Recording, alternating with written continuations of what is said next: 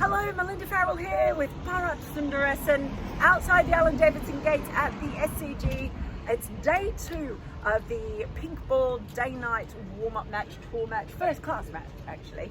And we thought we'd have a little bit of a chat about yesterday because it was quite an eventful day, wasn't it? What's going on with these Australian players dropping like flies? Cam Green, we thought we had, a couple of weeks ago, we thought we had the Australian team pretty well worked out. And then it was like, how are we going to fit these players in? Will Bukowski gets concussion. Cameron Green gets concussion. Joe Burns is out of form. David Warner's injured. What on earth does Australia do? And then Harry Conway gets concussed as well. I know. I mean, the game should not have even gone on as far as we didn't expect it to go on till 10:53 last night. It was a never-ending day. It was because the scheduled close of play was 9:30, and even with the half an hour extension, it should have finished at 10. But then the rain came, and they just kept playing and playing. You remember that moment, Mel, when I said the umpires walked up to Rahane and said, gave him 2 options. I couldn't hear what they were saying, but they just said this or that. So, Yes. what do you think of that? We thought someone was pregnant, actually, at the time. Like someone was very pregnant then. Someone is pregnant back home, but we won't talk about that. No. No mention of that yet. Yet. But to start with, pink and pink. So I just wanted to make that. Oh yeah. Oh, that's actually coral. Bad colour. But what does Australia do now? What happens? Who opens? Surely it has to be Burns and Harris, but Burns is horribly out of form. He is, but he has one more innings. If I was India, Mel, and I'm not kidding, this is what I would have done. If I was the coach or the captain, I would give Burns some runs. I would let him make 30-40 today to make sure he does open in that test match. No offense to Joe Burns, but just the form he's been in and the form that the Indian fast bowler showed with the pink ball yesterday under lights, I would want Burns playing if I was the opposition. So, and in a way, Marcus Harris is in form. He likes going to Adelaide. He goes to Adelaide and breaks records. I mean, he's done it once this year already. So maybe it's not a bad pick. He has someone who's in form, someone who's confident, and maybe it's a blessing in disguise. It's a really strange one. It's been such a weird, disrupted start to this. I mean, you talk about India's bowlers going really well. We've been really impressed by Umesh and how he's bowled since he got out to Australia. Has he done enough to displace Saini? Well, he is the senior bowler technically. He is on his 4th tour of Australia, and he played the last test ahead of Saini. So there's been so much talk of incumbency this year from Australia and India. So he is the incumbent. But his performance at Drummoyne with the red ball, from what I've heard, they're very, very happy with how he went because he showed control, something he has lacked in the past as a third seamer in India without Ishant Sharma.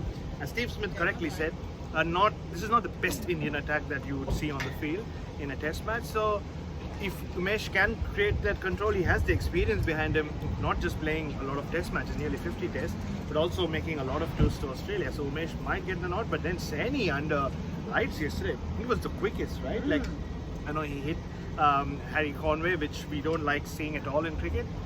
Especially a number 11 batsman who's out there to entertain, and him getting hit and concussed is not good fun at all. But he was bowling like fire last night. So it's going to be whoever they pick, you expect them to fire on all cylinders. Maybe 4 fast bowlers. Ooh, controversial. Now, look, you did mention number 11 there, but let's talk about the man who clearly only needed to move from number 11 to number 10 to show his stuff. Bumrah with his first ever first class half century, guard of honour by the India players. Clearly, that was all that was needed. Yeah, exactly. And first class 6 as well. And a beautiful hook shot. Like, he got into great position. A couple of those square drives he hit, like, off the fast bowlers. Like you said, I don't know why India have been just wasting him at number 11. He was just, I think it was an ego thing. He was like, if you're going to keep sending me at number 11, I will bat like a number 11. One time he gets to bat up the order, and you saw what he did. So, well. Hey, Ravi Shastri. Exactly. Ravi Shastri started at number 11. Look at where he ended up. He ended up as an opener, scoring a double 100 at the SCG. I'm not expecting Jasprit Bumrah to score a double 100 at the SCG in 3 weeks' time yet.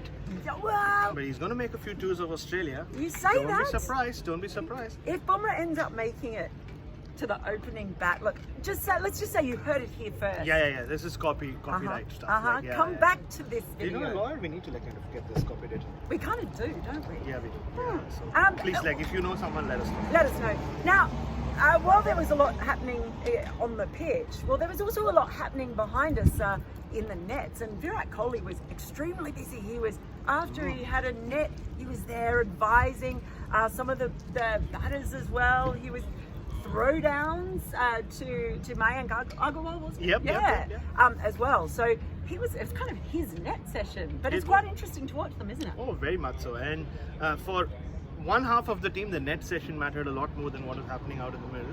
For me, it was funny that the coaches, it was a full-fledged net session. Whoever wasn't playing the game, and Mayank Agarwal, who failed in the morning, rocked up for the nets. The entire coaching staff was there. At that point, India had just lost 2 wickets in the game inside. And then you could see them, like, suddenly the news coming in that they were 6 down, and Prithvi Shaw and the coaches just left because I think they felt that they were needed in the dressing room. So Virat Kohli literally took over that net session. He had a good hit.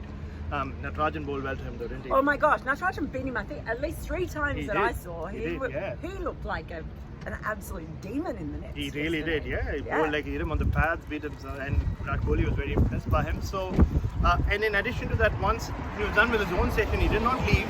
He took over that net session, like we've been saying, and Mayank Agarwal in particular, he helped him a lot with his technique. He was talking about head position, feet position, where his hands were while he was trying to leave the ball.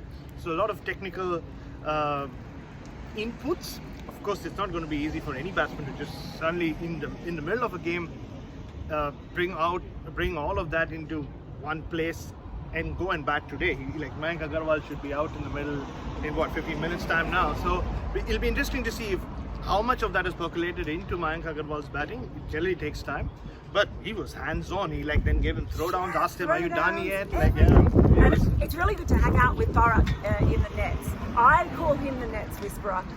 Laylaw, or Lalor, as I know you like to call him, from the Australian. He calls him the netty professor, which I actually think is better. You are the netty professor. Yeah, without the glasses. And also he understands everything that everyone's saying, and I don't. I need you to translate. So at times, yeah. Though Kohli and Agarwal were speaking in English, but in cricketing English. Oh, okay, yeah. Another person who was in the net, though, that perhaps wasn't a good sign was Joe Burns. Oh, yeah. It's never like... because Australia had just commenced, or Australia A had just commenced their innings.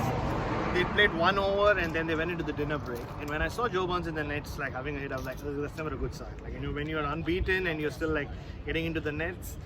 It just suggests perhaps a lack of confidence. And when he got out too, when he got out, you could just see the helplessness, on his face, the sheer frustration of that look. Yeah. And it looks like the world is bearing on his shoulders, and he's trying to sort of get rid of the world in the nets as well. But the best part is you can fail as much as you want in the Sheffield Shield or in a practice game. If you score runs in the test match, it'll all be forgotten. It'll all be fine.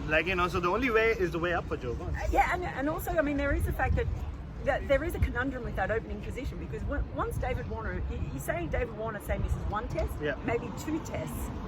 Whoever they go in with in Adelaide, do you think they would have to play Melbourne if Warner isn't fit? Because you're not going to want to have someone come in for 1 test and then fail and then pick someone else. So that's a difficult one for Australia. I don't know. Yeah. Maybe we'll find out some more answers as this game goes on.